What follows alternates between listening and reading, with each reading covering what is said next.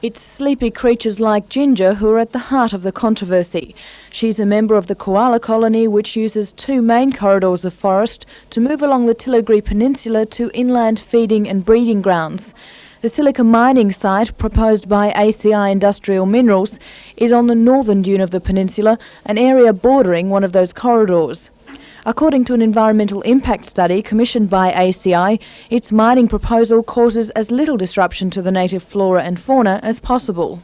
What our studies have shown is that the area has trees in it which are capable of use by koalas. However, it is not a major habitat area, and the extensive surveys which we have undertaken show that it lies in the periphery of where the major koala corridor actually is. We're only affecting 50% of the vegetation on the site, and of that, a major proportion of the area which is likely to be used as a koala corridor, koala movement corridor, will be retained. As well as that, we're providing for wildlife corridors along Oyster Cove Road, which will assist in ensuring that koala movement is assured while mining is carried on.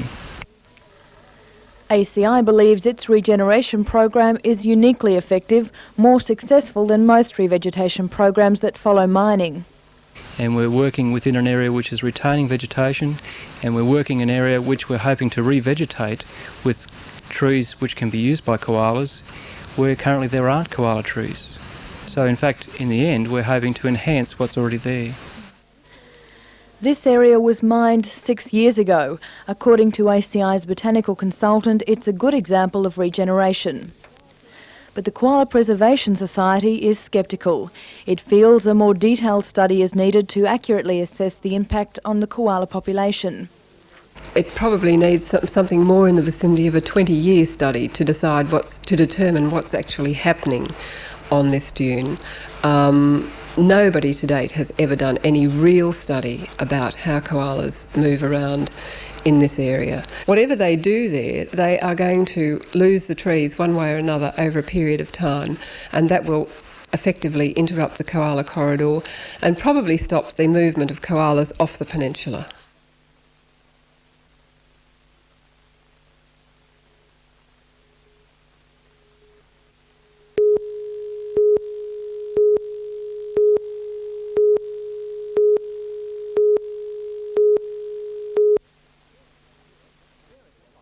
Chairing the conference, Managing Director of the largest locally based fund, the Newcastle Permanent, Frank Wotherspoon, said legislation here is far more stringent.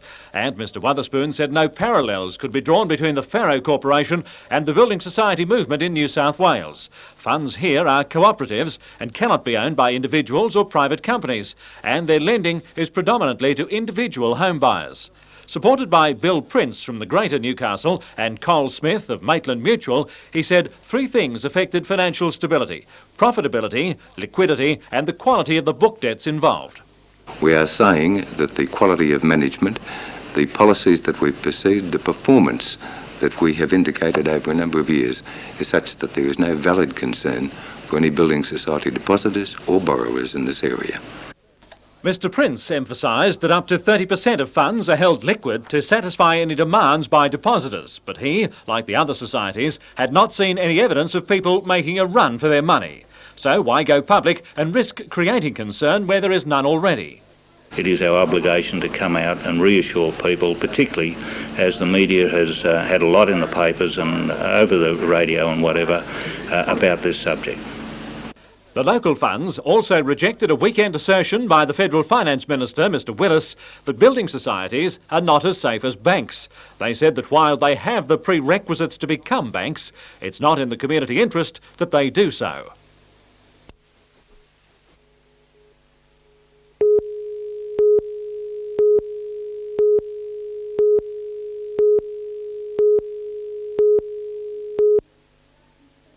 We are concerned that the existing ponds should be retained in their present position, as well as maintained and upgraded.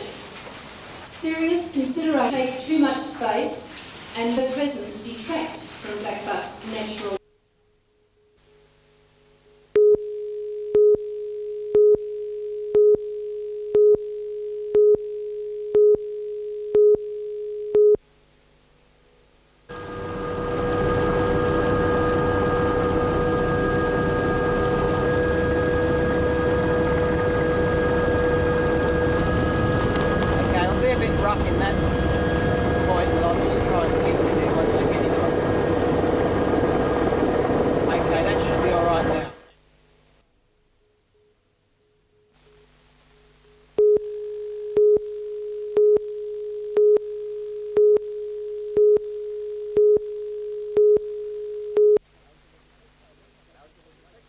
Outchen was a spectator at the clash between Lakes and Toronto in late June owing to an injury. Referee Ray Haynes was in charge of the fixture that saw more than one person cited to appear before the judiciary of the NRL. At the end of the match, there was an altercation between Outchen and Haynes. Last night, after a marathon 7.5 hours, the Judicial Committee hearing the Outchen case found him guilty on 2 charges. One of verbally abusing referee Haynes and the more serious count of shoulder charging referee Haynes into a spectator, and consequently suspended Outchen until July the 4th, 1994. At 27 years of age, Outchen's future in rugby league would appear to be zero. It's a shattered boy. 4 years is virtually life for him. He's going on 28-year-old, so a 4-year sentence virtually rules out his career now. The Toronto club, however, will continue its support for Michael Outchen. We'd never condone any violence against a referee, and we would never ever support it. But in this case, Michael strongly proclaims he's innocent and has informed the club that he will be appealing against both the decision of the Newcastle League.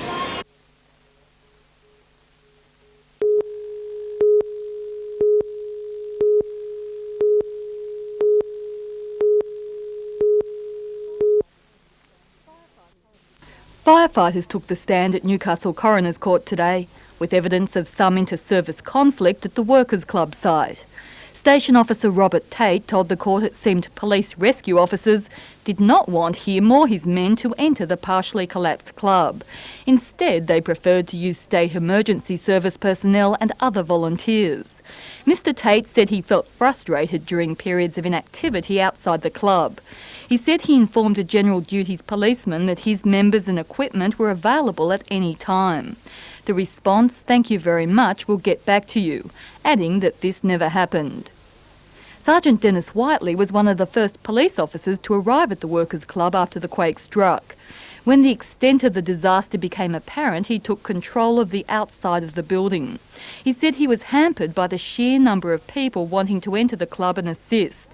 There were literally dozens asking to be allowed to help, he said. My time was mainly taken up in clearing onlooking police, firemen and other would-be rescuers from the entry area to the rescue site. Ambulance officers also appeared today, but there were no signs of discord here. Station Officer Peter Trader said he wasn't aware of any friction between the emergency services. Paramedic David Higgins said a police inspector told workers he wanted minimal personnel in the club because he didn't want rescue workers to become victims. Once again today, the coroner stated his intention not to referee an ongoing dispute between the rescue services. I was hoping they'd present a united front, he said, adding that while it hasn't happened yet, he's still hopeful. Leslie Robinson for NBN News.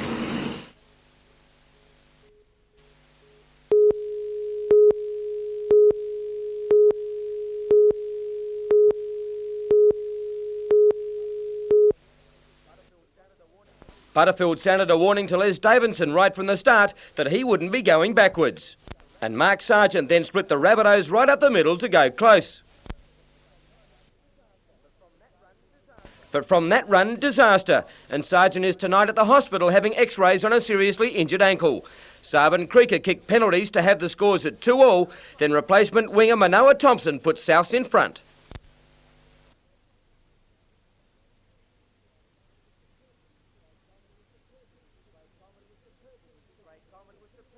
Craig Coleman was superb with his kicking, continually turning the Knights around, and then big Darren Brown stretched their lead to 12-2 at the break.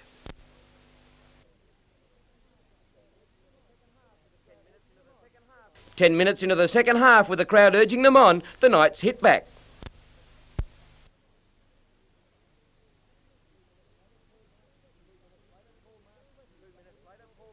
Two minutes later, Paul Marquette, who tackled himself to a standstill, went on the attack.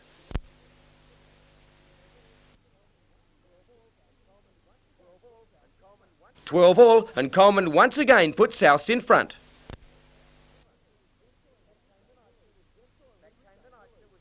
Back came the Knights, and it was Jeff Doyle who regained the lead.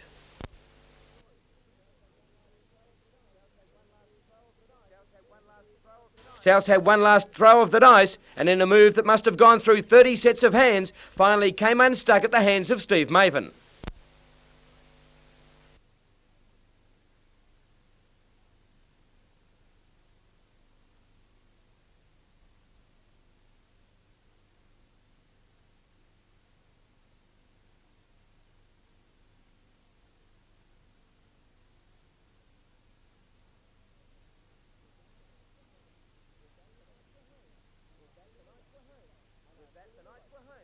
With that, the Knights were home and are still in the race for the finals.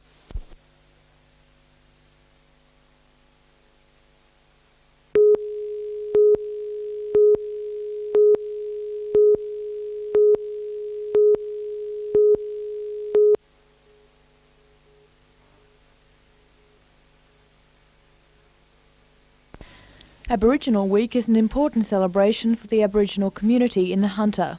It's very significant to us as Aboriginal people, Indigenous people of this region, this area as a whole, in coming together under our flag in celebration and the beginning of National Aboriginal Week, because when we come under our flag and raise our flag, it's bringing us all together as one. The official launch began with a march from Christchurch Cathedral into the centre of the mall. A crowd gathered to watch a performance by the Bata Bar dance group, who brought the sounds of didgeridoos and clapping sticks to the ears of midday shoppers. They also gave a display of traditional dance and taught children the traditional mimes of birds and kangaroos.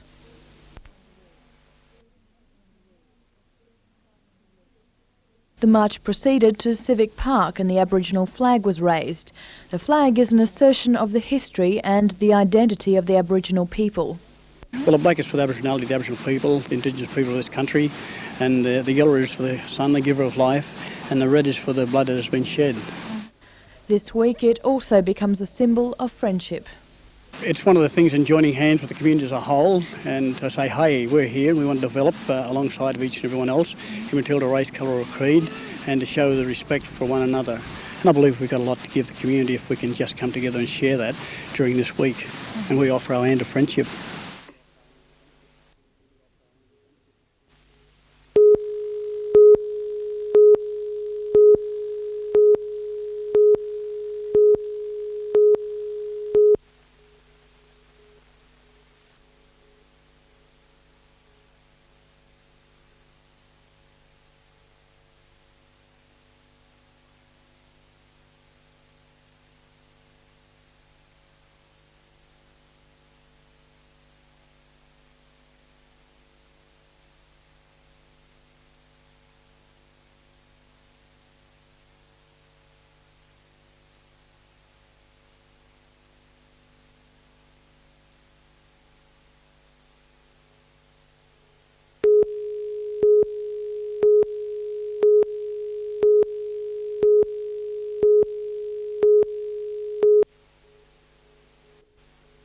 Nestled in the heart of commercial Hamilton, Fetakian has become the subject of a potentially fierce industrial battle.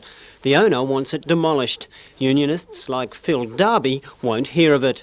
I think we've lost a lot of buildings, not only in Hamilton but in the Newcastle area, and certainly this one should be maintained. Unions had threatened to place a green ban on the site if the demolition was approved, but it now seems that won't be necessary. The New South Wales Department of Planning was advised of the issue and has strongly recommended the Newcastle City Council rejects the proposal. The department says the demolition should be rejected because Fetakian is a valuable item of local environmental heritage. It is a fully intact upper middle class Victorian villa, rare in Newcastle. It has been well restored and is architecturally very attractive. Relatives of the original family have written to protest against the demolition, and engineers say the earthquake damage could be readily repaired. The proposal should go before council in a fortnight. If they ignore the recommendations, the green bans will go ahead.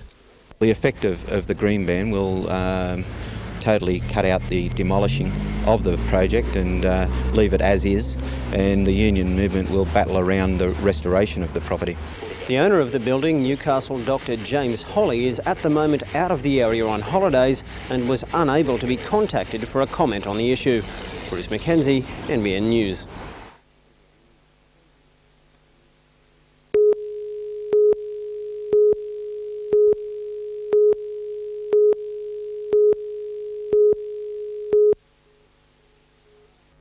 It was a tired and leg-weary Gordon Pelling who strode into Newcastle's Civic Park today. Over the past 4 days he's covered more than 200 kilometres, but still has twice as far to go to reach his destination at Clybucca. The 68-year-old president of the Kempsey Lions Club says he's exhausted but determined to make it. When you meet, like we did on Sunday, one of the mothers that lost her only daughter, and you spend an hour sitting beside the road talking to her. And this afternoon you're talking to the parents that lost their girls, and another one lost her father. You just keep driving on. It's almost 7 months since Australia's worst road tragedy claimed 35 lives. The Roads and Traffic Authority was considering placing a stone plaque at the site, but Mr Pelling says that's just not good enough. He hopes to raise $20,000 to establish a memorial garden for those who lost their lives and for those who worked heroically to save the survivors. We've negotiated a block of land, 600 square metres, offered a property owner up there right at the crash site, and we decided to build a living memorial.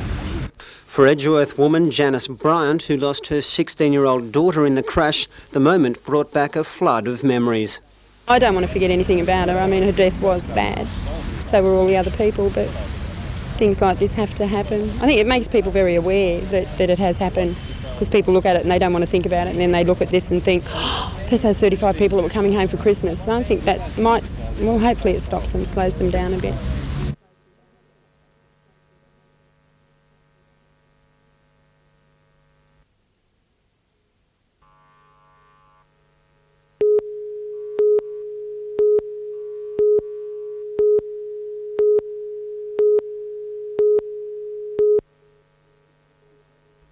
Rescue workers received yet another call of a crash in O'Sullivan's Gap around 7 last night. On a tight bend 15 kilometres north of Bulahdelah, a tanker driver heading to Queensland lost control of his truck and speared into an embankment, rupturing a tank and spilling thousands of litres of heavy oil onto the road. The driver survived with only minor injuries, but the environment suffered worse, with oil flowing into a drain and then into a watercourse. I would imagine that no vegetation would grow in the soil that's been contaminated by this material for quite a long time. Quick action by the fire brigade dammed the flow 100 metres below the road, protecting a nearby flora reserve. But now clean-up workers face a major job. And you can see the sticky mess they're in. The State Pollution Commission believes they'll probably lose half the load seeping into the soil. The remainder will be pumped or bucketed out over the next few days.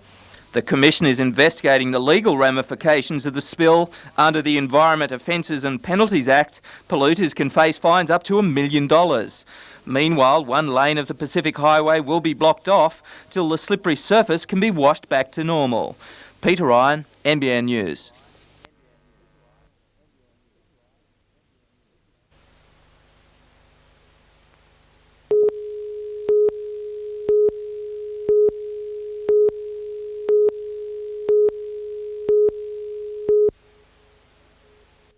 4 days after the Titanic left Southampton, 1,500 people had perished.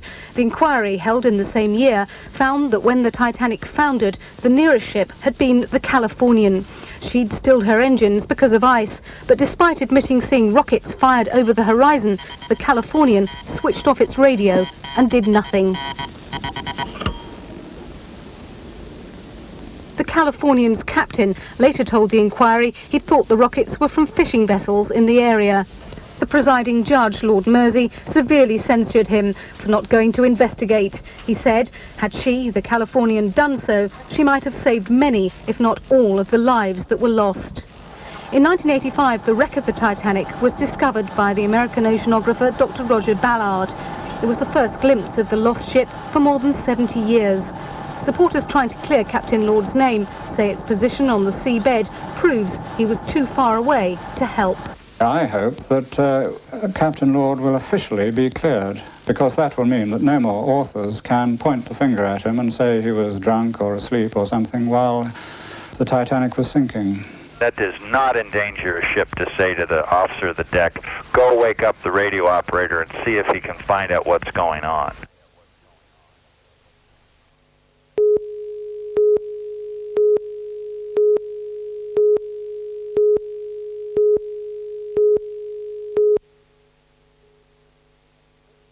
With our soapy stars currently making it big in the music business, the cynics have been quick to say that anyone could be a star with the right backing. Well, for anyone who's ever belted out a few bars in the shower, this is the place to test that theory. The Moonlight Palace is Newcastle's first karaoke bar. Karaoke, that means It's an empty orchestra. That means band without people. This equipment is specially made for karaoke. If you don't sing very well, or you can feel you sing better. So for natural singers like Alice, it's no problem to live out an Elvis Presley fantasy.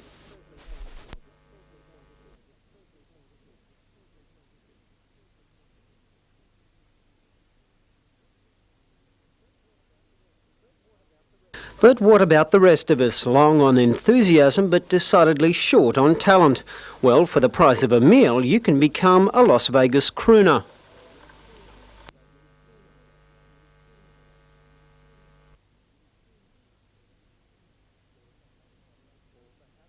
Or perhaps a late 70s rock icon is more your style.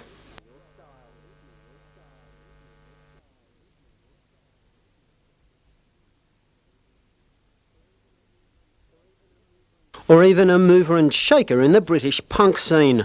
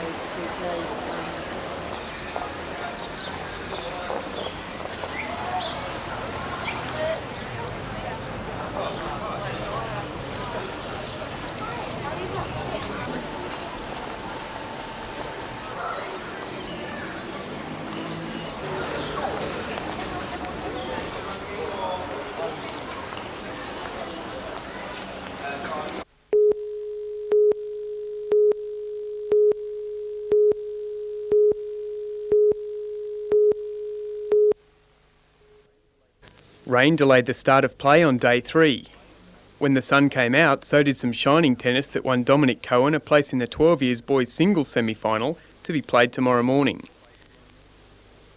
Trudy Musgrave has also made it through the field of hundreds of youngsters competing from as far north as Lismore and Bega in the south. She teamed with Jodie Lynn from Lismore to win the 14 years girls doubles semi, but they'll meet as rivals tomorrow in the singles final. Regardless of that outcome, they'll play together again for the doubles final. Well, I don't mind because we're both pretty good friends and we don't get cut at each other or anything if we lose the singles. Or it doesn't really bother me. I suppose it's just whoever plays the best and just how you play. And win or lose, you'll be back together again tomorrow afternoon. Yeah.